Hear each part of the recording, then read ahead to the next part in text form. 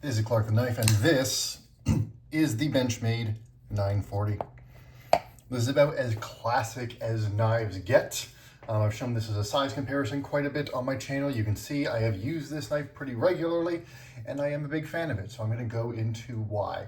My reviews go through 3 sections. We go through some specifications, then we look at the knife tip to tail, just get an overall feel for it, and finally we score it across a 10-point scale so we can compare it to some other knives and sort of summarize my overall thoughts. Let's get into it. Again, the Benchmade 940 is about as much of a classic as you're going to find in the knife industry. It is like all Benchmades. Let's get some stuff. I gotta replace these transparencies soon. Like all Benchmades, it is made in the United States of America. Every Benchmade today certainly is. I think every Benchmade ever has been, or just about. It is $216 retail. Usually on the secondary market, this aluminum version S30V is probably in the 150 to 160 range. 3.4 inch blade with this signature reverse Tonto shape.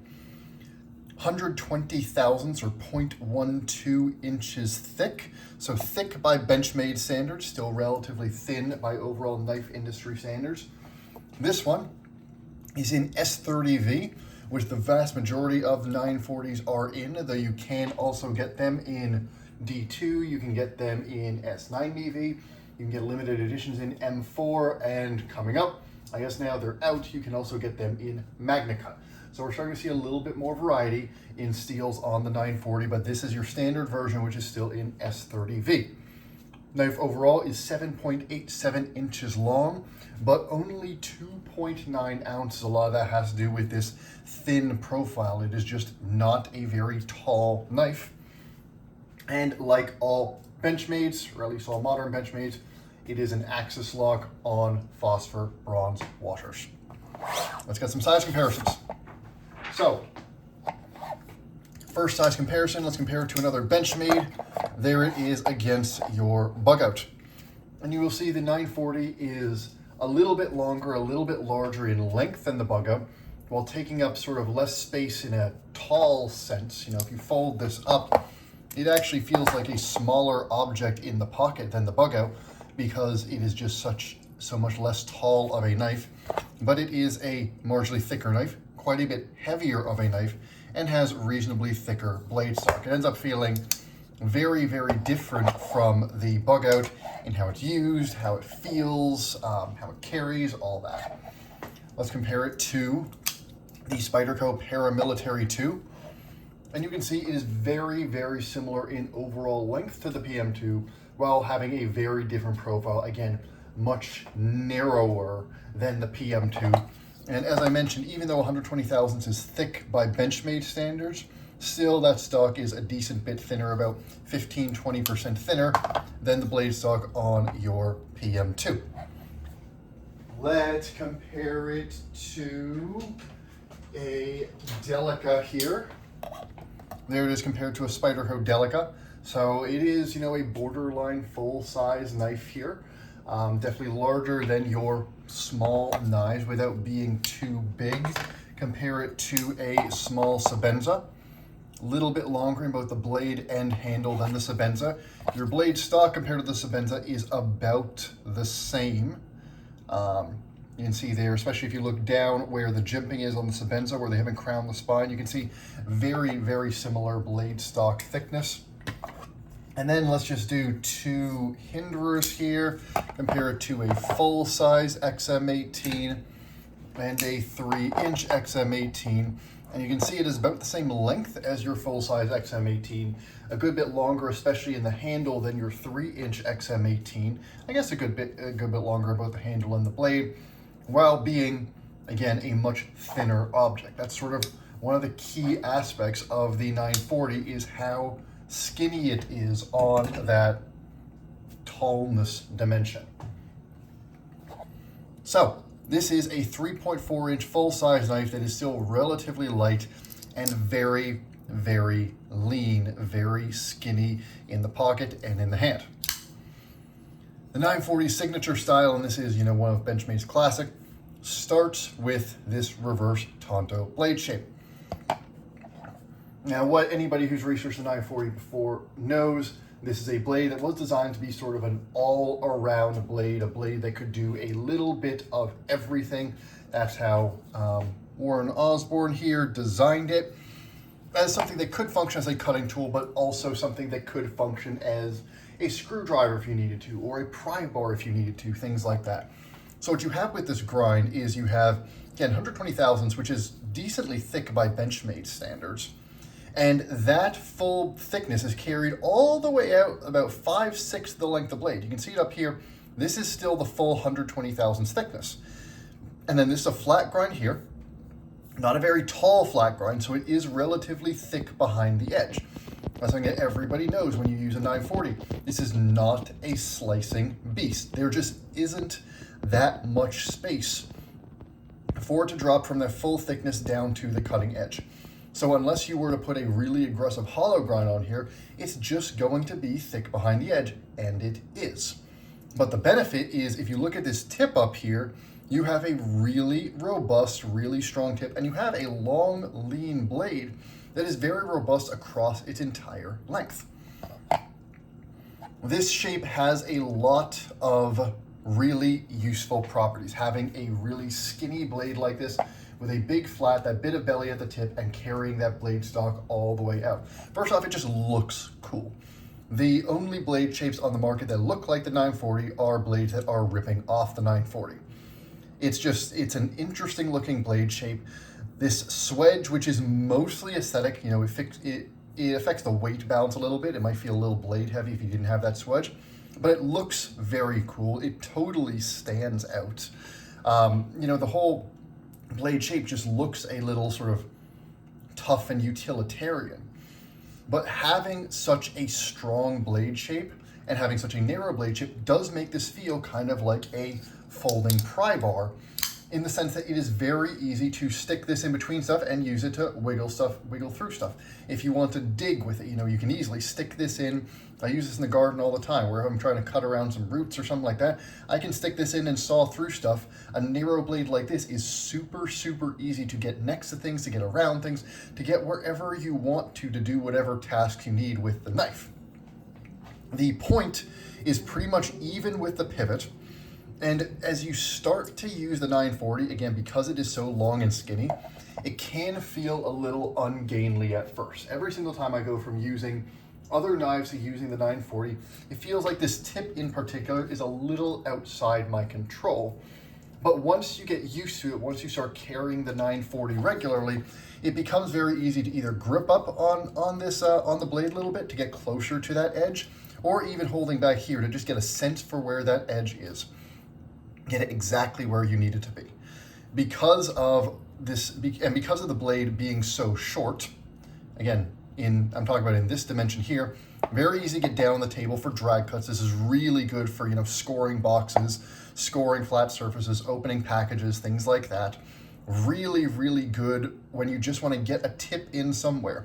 And just, whether you're trying to get between a couple plants in the garden, whether you're trying to cut some twine, cut a zip tie, something like that.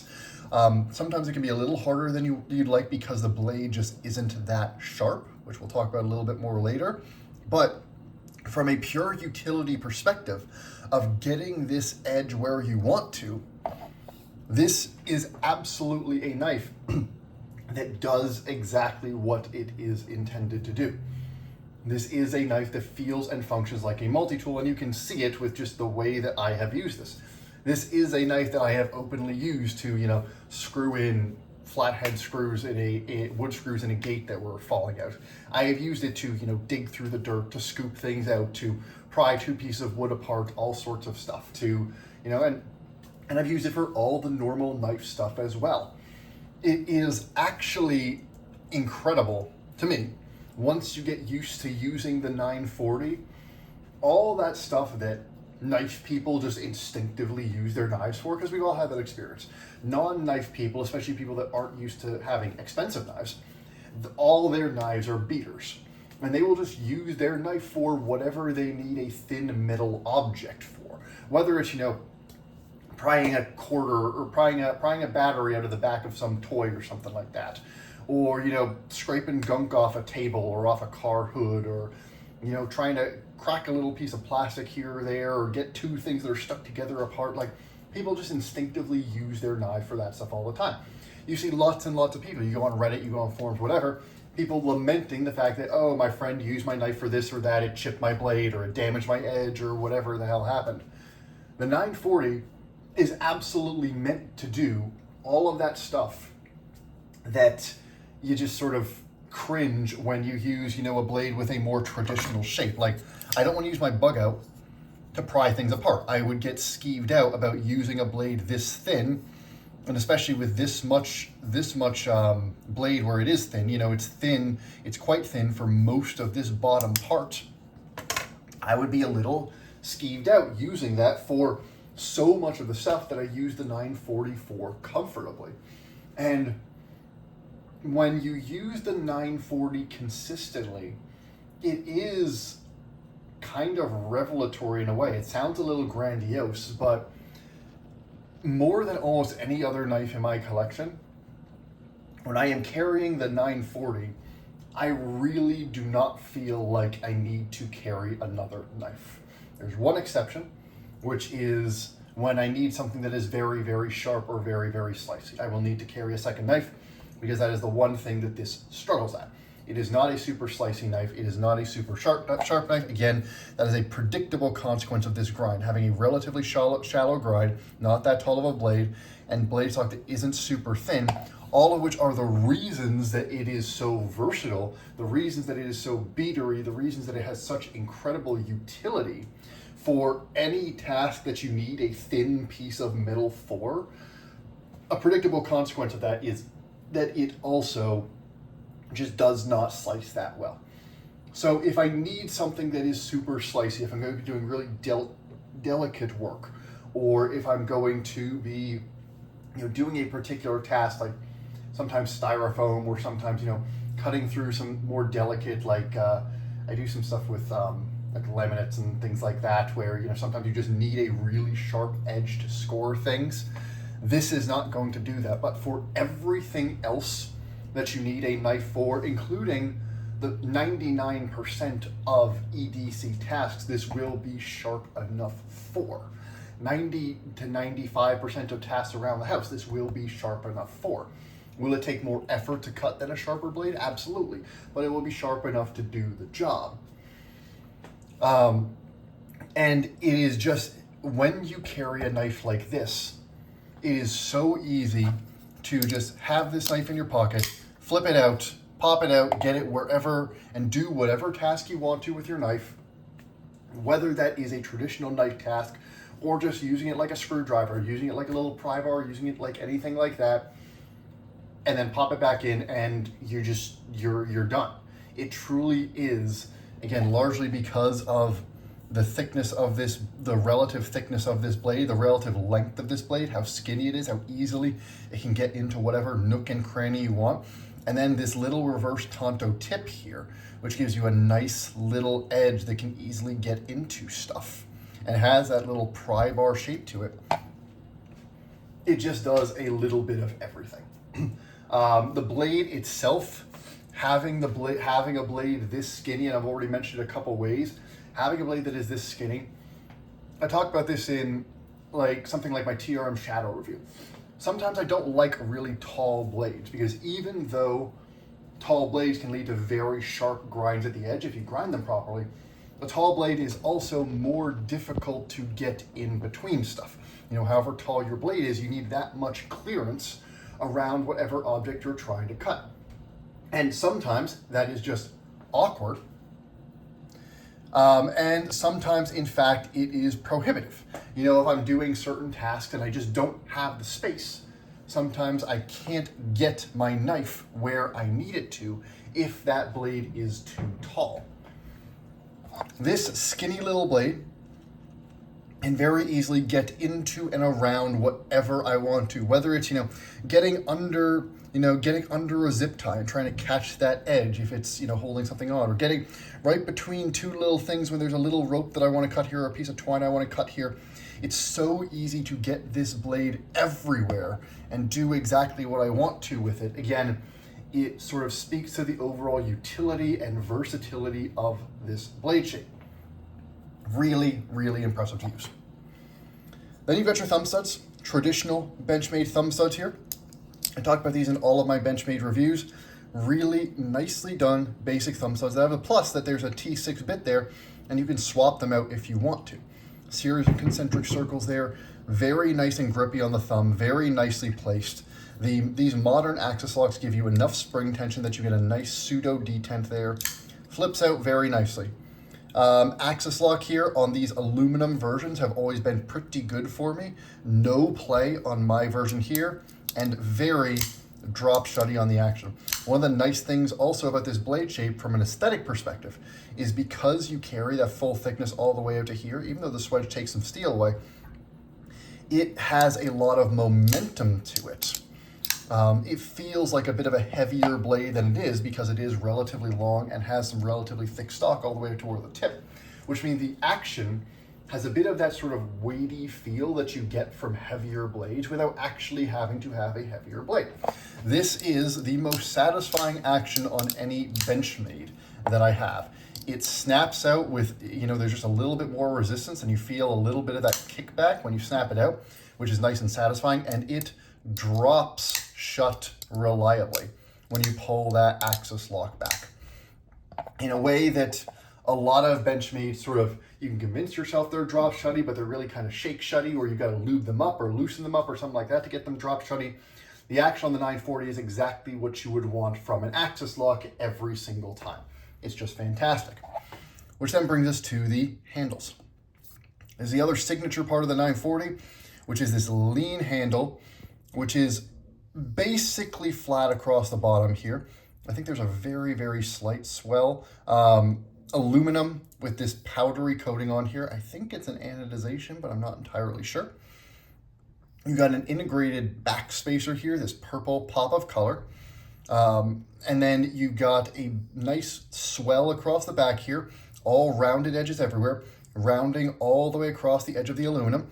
And then these two sort of chamfers that are cut out here and a nice little milling line right here that just sort of, it just adds both a little bit of visual interest, but these two chamfers in particular, when you grip the handle, same thing on the other side, these chamfers roll very nicely into either the bottom of your fingers or your palm.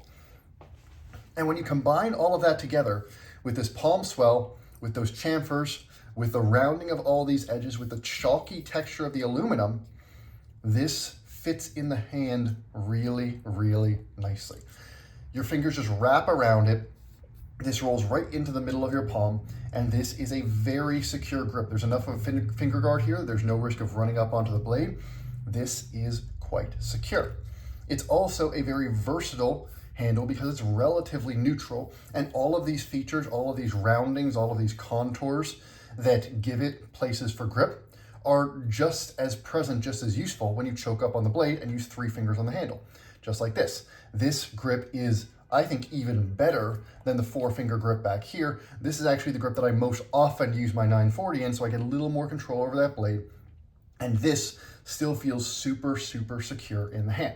And when I'm closer to the blade, I just have a little bit more precision to get that exactly where I want it. So choked back, very, very nice. Thumb up over here. There's jimping right here. I never really use it. This grip just doesn't, you start to feel a little far from the blade when you're gripping all the way back here. But this grip here, where you're up on the flat on the back of the blade here, is very, very nice. Actually, it's not even that simple of a handle design. It's an older handle design, but if you look at it, there are quite a lot of contours going on. There's a lot of different chamfers going on. There's just a lot of thought into this handle design. And it's a classic for a reason. Many, many, many people have loved it for a reason. It just works really well in a wide variety of grips. It's the same sort of thing that I said with the bug out handle. It is a relatively neutral handle that has enough contouring, enough design, that it locks you in a way that truly neutral handles don't, while still feeling very comfortable in the hand. And the other benefit of having a handle that is this small is this thing folds up so nicely in the pocket. If you compare this to a small Sabenta, which is a small knife to carry, you can see It is about the same size in the pocket as a small Sabenza, a little bit longer, but only a tiny bit taller. It is only a little bit thicker than your small Sabenza, while giving you more blade and more handle to work with. So on top of everything that I mentioned about the sort of general utility of this blade, the combination of this blade shape and handle shape means that you have a 3.4-inch blade, which the fact is there are a lot of things that you can do with a 3.4-inch blade that you just can't do with smaller blades. Whether it's cutting through things that are just quite thick, or whether it's cutting through things where you just can't quite reach it and you're, a couple inches away from the thing you want to cut, or where you just want to make those, longer cuts that get a little awkward when you've got a smaller blade. This is one of the smallest and most pocketable 3.4-inch knives that you can possibly carry. In fact, it might be the smallest and most pocketable 3.4-inch knife that you can carry. If I compare it to something like the Tagda, which I also said was extremely small and thin and light and pocketable, this is a little bit heavier, but it's such a small object that it just is exceptional to carry. Benchmade standard clip here. This is their non-deep carry version, Parkerized steel here. It works fine. Ergonomically, no issues. I don't even notice it. It's fine. This isn't an unusually good or an unusually bad clip. Nice tension, just works well. And by the way, while we're looking at the details here, I really do like this pop of purple. It's a nice little pop of a color that you don't see. It gives it a little bit of character, a little bit of sort of pizzazz, and just a bit of a fun factor that might not necessarily, that you could easily make this and make it, you could make this, a dark green, make it all sort of feel very military, very serious. Bringing this here just makes it a little bit less serious, a little more fun, just makes it a little bit more like, hey, this is a cool little thing. So all of that to say, the 940 design packs an enormous amount of utility into a very small and very carryable package. The only thing that isn't great about it is the predictable consequence with a blade that is this not tall.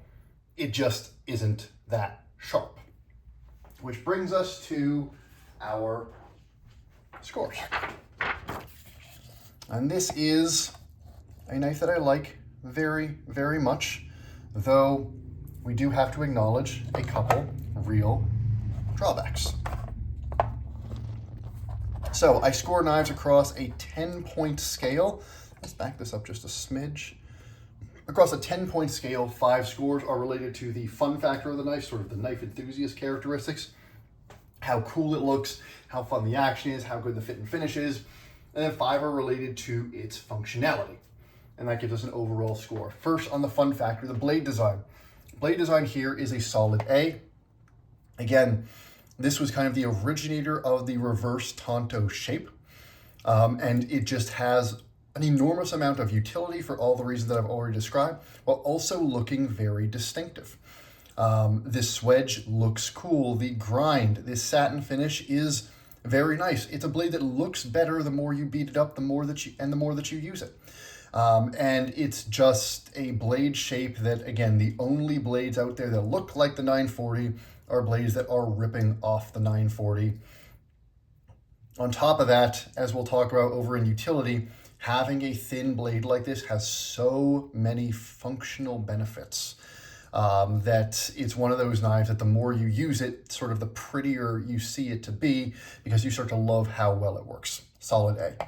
Handle design, also an A. It looks, again, distinctive. The only handles that look like the 940 are handles that are ripping off the 940.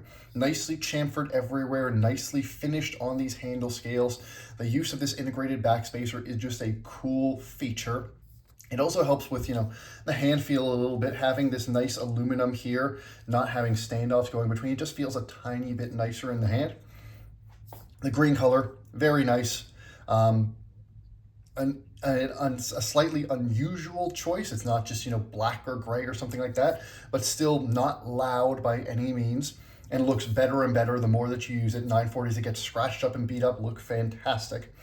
And then there's just, between this little This little milling line here, these chamfers here, the nice rounding of everything is both an attractive handle, if you ask me, and it is a handle that works in the hand extremely well in a wide variety of grips. It's a really, really nicely designed handle. Not exceptional in any way, but a solid A. Action is a B+. I've been giving a lot of Axis locks a B recently. But again, with this being a bit of a heavier blade, carrying all of that blade stock thickness out to here, that makes the action just a little bit more satisfying than your typical Benchmade action. It feels a little bit heftier. There's a little bit more resistance to overcome on that initial spring. It drops shut a little more consistently, a little nicer. And as I mentioned in my bug out review, 2024 Benchmade, they have finally, it seems, figured out how to make knives that drop shut, how to make Axis locks that drop shut without play. And so solid B+ in action from me here. I find this action very satisfying to fidget with, very satisfying to use. You know, some people still don't like that sort of spongy feel that an Axis lock gives you. It doesn't give you that crisp break like a detent does, but this is certainly at the upper tier of Axis lock actions or bar lock actions. Fit and finish, I'm gonna call a B. The blade finishing, this satin finish is Spartan but nice.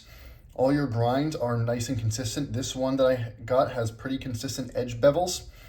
Again, this handle is relatively complex in its actual sort of milling patterns and all that. There are a lot of sort of shapes and contours, like these aren't even flat, these are concave here.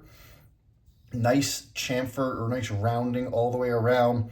You know, all these screws fit relatively flush. Again, the screws, Benchmade kind of cheaps out on their screws. They're steel screws. They don't always fit all the holes perfectly. Sometimes you'll have screws hanging out into the middle. They're still Benchmade's usual quirks. And I also recognize that if you have an older one, this fit and finish would be a B- still. Because especially older Axis locks just had a little bit of that jank. But the 940 feels markedly nicer than most other Benchmades. It feels markedly more solid. It feels a little bit better put together. Everything feels a little more flush, a little tighter. It just feels better fit and finish than most Benchmade solid B. And the cool factor, B+, borderline A-. This is a very, very historically relevant design. You know, the 940 is about as much of a classic as there is in the knife industry. In fact, you know what? I am going to make this an A-. Don't change the overall score. And it's largely for that reason. Like, this is kind of like the XM18, kind of like the 710 when I mentioned that. Like, the 940 is one of those knives where even people that have collections that have, you know, $1,000, $2,000, $4,000 custom knives in there, a lot of them still have 940s because there's nostalgia for a lot of people with the 940. And it is a wholly unique design in an industry that has so many knives that are so similar. What Osborne and Benchmade tried to do here is something that a lot of knives don't try to do, and they executed it very well, which has led to it having so many fans. It is cool, it is distinctive, it doesn't look like anything else, it doesn't feel like anything else while you're using it. It really is an object of its own. And so even though most of the things about it are relatively basic, there's nothing crazy going on about it, not with the grind, not with the fit and finish materials, anything like that. It's cool because it's a 940.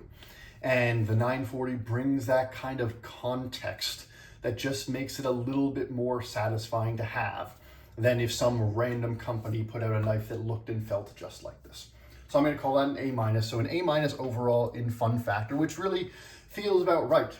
The 940 is a knife that is surprisingly fun and interesting to carry because of how distinctive it is. You know, you can have a collection with 40 knives in it, and the 940 is going to feel a little different than everything else in your collection, in how it feels in the hand and how you can use that blade and in how it looks. There just aren't that many other knives that are quite like the 940. And again, the only ones that are ones that are relatively blatantly trying to rip off the 940, and I'm not aware of any that have done it all that well. Function. Cutting is the one downside. Going back to this blade, 120,000 stock is not thick, but it's certainly not thin either. And again, it's carried all the way out here, so there's very little distal taper. You just don't have that much space to drop.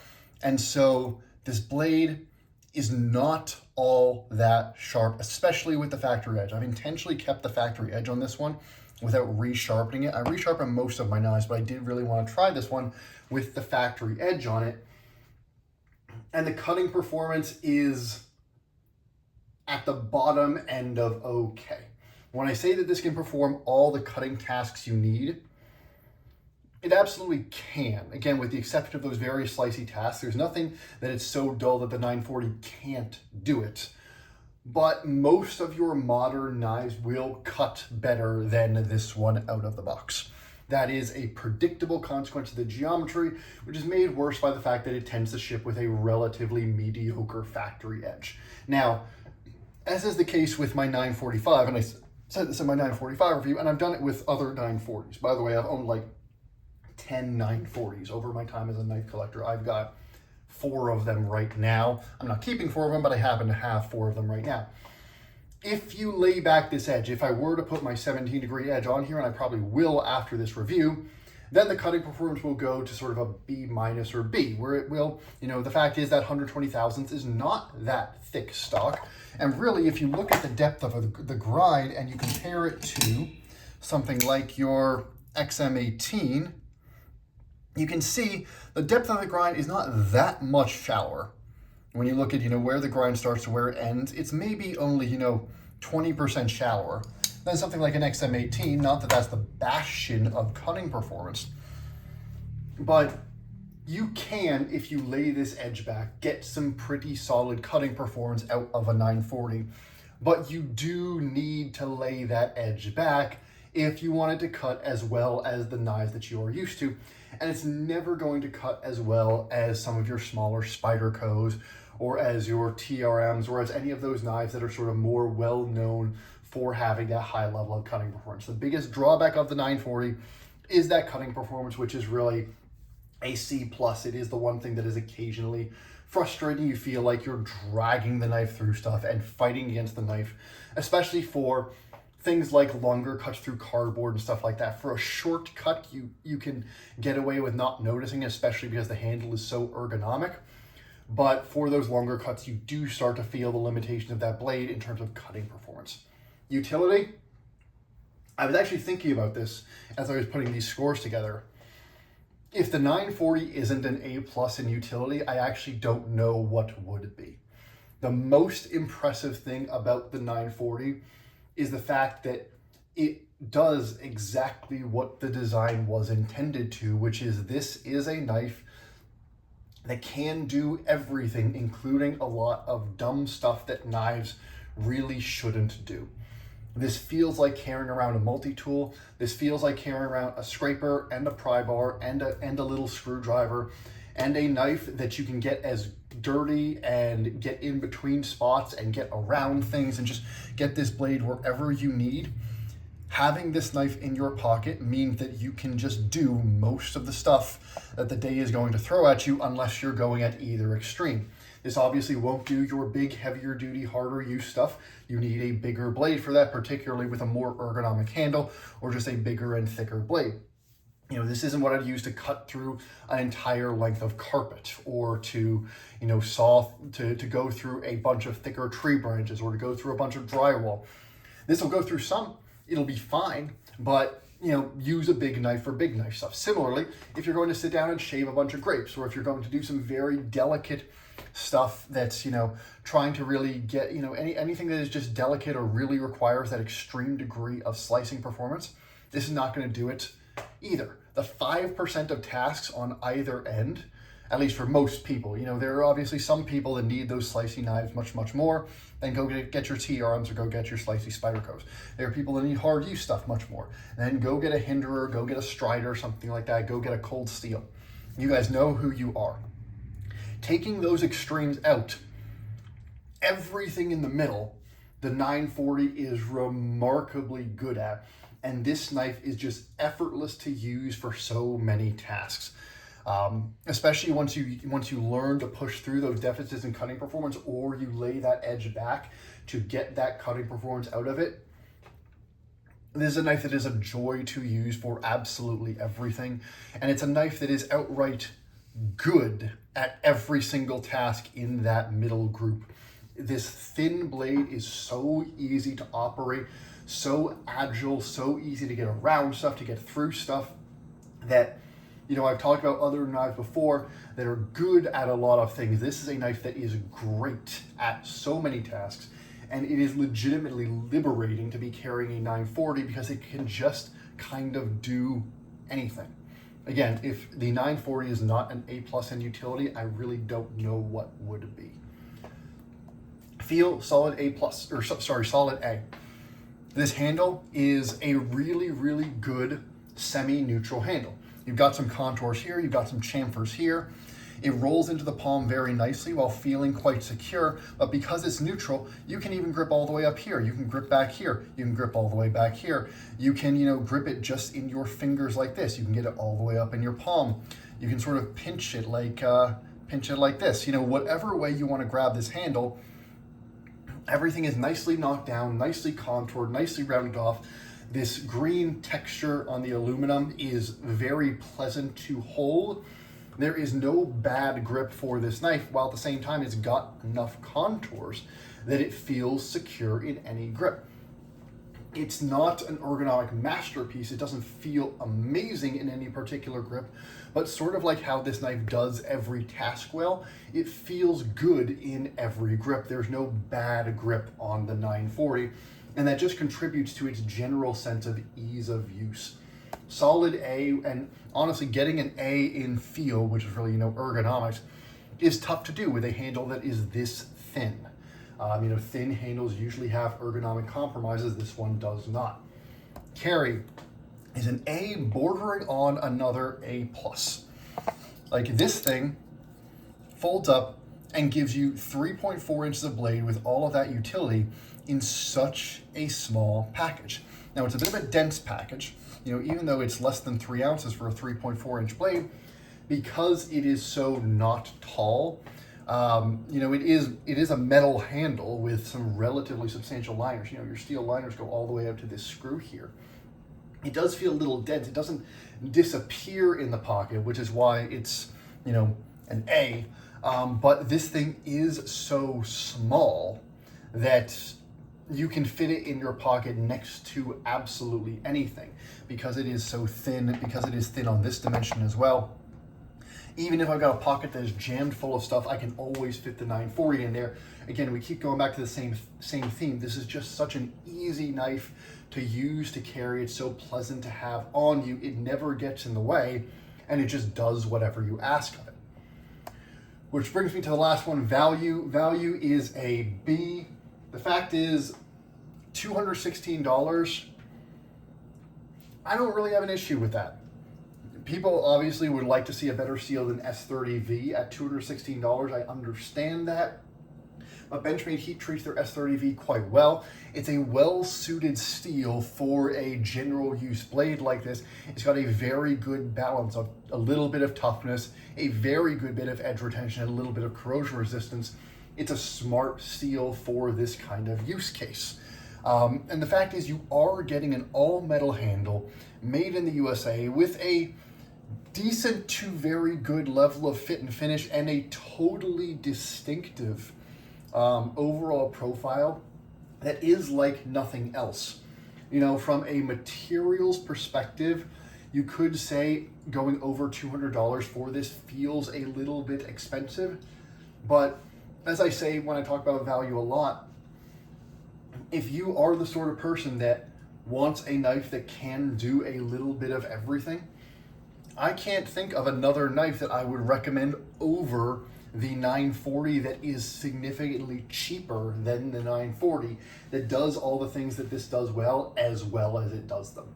So maybe from a fit, finish, and materials perspective, the value can feel a little bit expensive, though even then, not quite as much as it used to. Again, a lot of that comparison used to be to Spyderco and some other brands like TRM, things like that. But as price and the rest of the market have crept up, the Benchmade 940 and some parts of basically the bottom end of Benchmade's range has started to feel a little bit more reasonable. Their top end is still ridiculously priced, but their bottom end has started to feel a little bit more reasonable.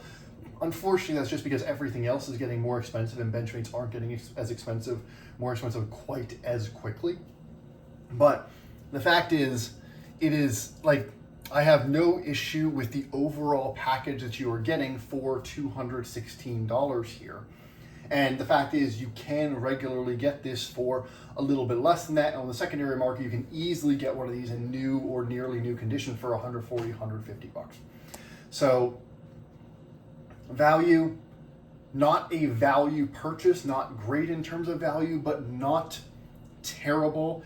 And again, if you think about the fact that this is such an exceptionally well-designed knife that can just do everything, I really don't think that anybody who is looking for that sort of knife is going to be unhappy paying 200 bucks or nearly 200 bucks for a little over 200 bucks for a 940.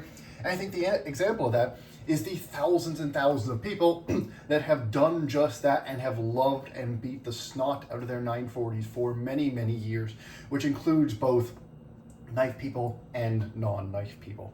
So it's hard for me to give it worse than a B. And so the total here is an A minus. And it's an A minus because it's sort of this feels like an A knife to me. And I would say if you were to bring that cutting performance up, it does become an A knife for me. And really it comes down to, what do you want in a 940?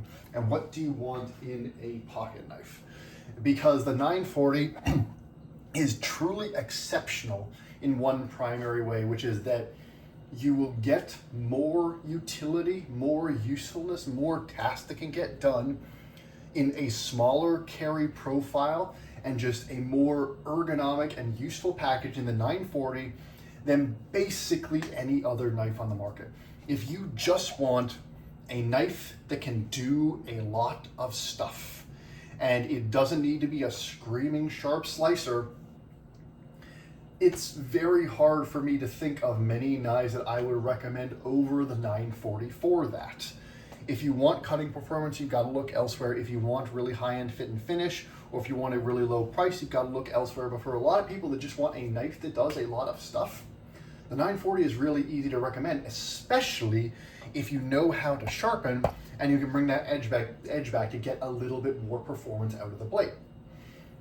Now, if you want any of those things, if you want something that cuts really, really well and that can get super, super sharp, the 940 is not the knife for you.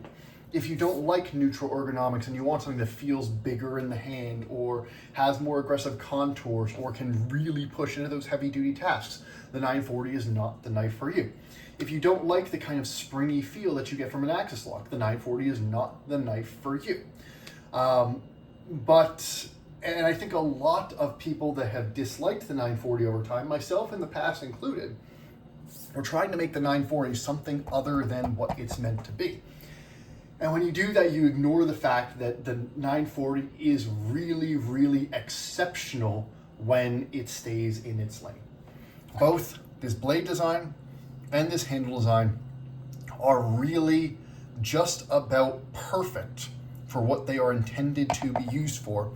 And again, there are very few knives that I enjoy carrying and enjoy the experience of using more than the 940.